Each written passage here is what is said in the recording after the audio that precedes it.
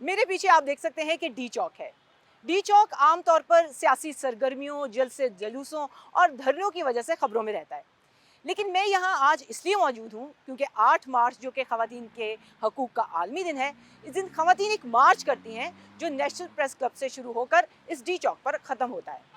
یہ ہر سال متنازع ہوتا جا رہا ہے بہت سے لوگوں کے خیال میں۔ ہم نے یہی جاننے کی کوشش کی ہے اس کے آرگنائزر سے بات کر کے کہ آخر اس دن کی افادیت اور اس مارچ کی افادیت ہے کیا۔ ہم تو اس کو بڑی کامیابی سمجھتے ہیں کہ عورتوں کے جو ظاہر ہے کہ پروگریسو جو ڈیمانڈز فیمنسٹ کانٹیکس کے اندر جو ڈیمانڈ رکھی جانے لگی ہیں پچھلے 3-4 سالوں سے،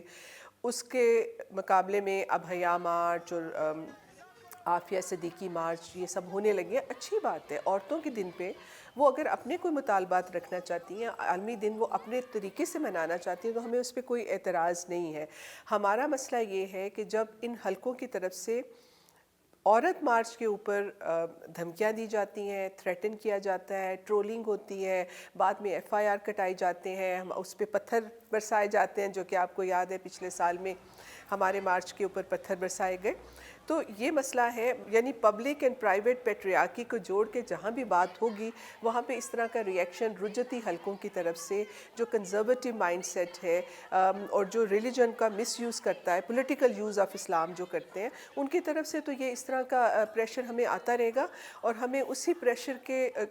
کے سامنے ڈٹنا ہوگا، حوصلہ دکھانا ہوگا۔ بعض حلقوں کی جانب سے کئی بار یہ بھی کہا جاتا ہے کہ خواتین کا یہ مارچ دراصل صرف 1% خواتین کی نمائندگی کرتا ہے۔ کیا واقعی ایسا ہے؟ جب ہم نے زندگی کے مختلف شعبوں سے تعلق رکھنے والی خواتین سے یہی سوال پوچھا تو سنیے انہوں نے کیا کہا۔ اپنے نیشنل اور پروونشل لاز کے حوالے سے اگر بات کریں اور انٹرنیشنل ٹریٹیز کو جنہیں ہم نے ریٹیفائی کیا ہے، اس میں ہم ویمن امپاورمنٹ، ویمن ایکوالٹی کی بات کرتے ہیں، تو یہ ایک ایسا پلیٹ فارم ہے جہاں پہ تمام خواتین باہر آ کر اپنی سولیڈیرٹی کو شو کر سکتی ہیں اور اس بات کی مزید تصدیق کر سکتی ہیں کہ ان کے لیے کس قسم کی مزید پروویژنس کی ضرورت ہے۔ میرے خیال سے رائے رکھنے والوں کو نا تھوڑا سا پورے پاکستان کا وزٹ کرنا چاہیے، کوہستان کی طرف جائیں، گلگت بلتستان کی طرف جائیں، KP میں جائیں، اندرون سندھ میں جائیں، پھر ان کو پتہ چلے گا کہ عورت اور جانور میں کوئی فرق ہے کہ نہیں ہے، پھر ان کی رائے یقیناً چینج ہو جائے گی۔ ابھی انہوں نے صرف بگ سٹیز جو ہیں ہماری ان خواتین کو دیکھا ہے جن کو رائٹس واقعی مل رہے ہیں، مطلب کہ وہ خوشحال بھی ہیں کیونکہ ہم شہروں میں رہتے ہیں، لیکن جو خواتین دیہی علاقوں میں رہتی ہیں ذرا ان کے جا کے حال معلوم کریں نا، پھر ان کو پتہ چلے گا کہ ان خواتین کی کیا حیثیت ہے، کیا اہمیت ہے۔ نہ ان کو کوئی آزادی ہے، اظہار رائے کی آزادی نہیں ہے، گھر میں بھی وہ غلاموں کی طرح زندگی گزار رہی ہیں۔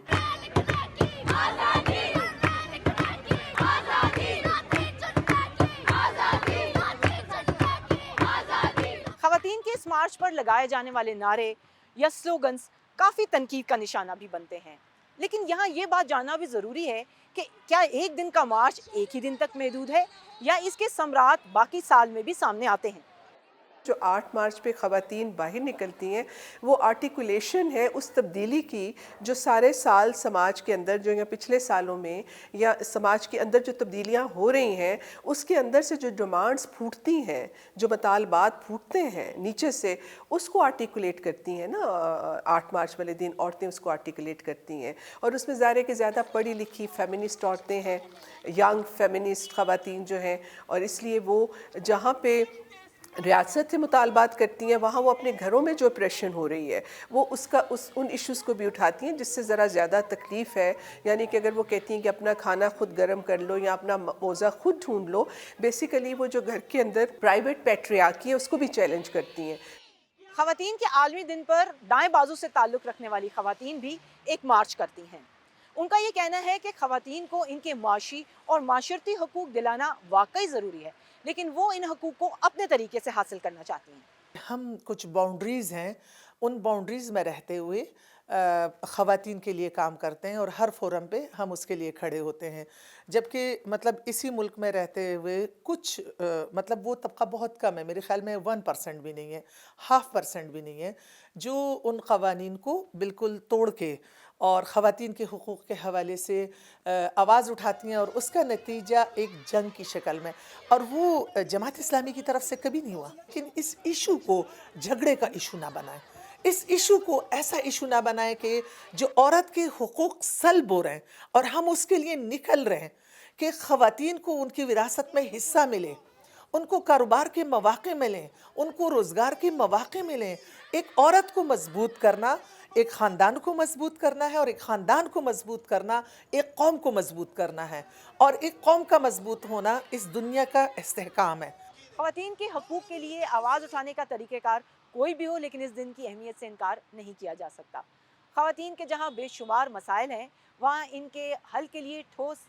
हिकमत अमली और एक जामिया पॉलिसी लाने की ज़रूरत है, जो हुकूमती तौर पर लाई जाए तो उनका असर ज़्यादा देर का होगा।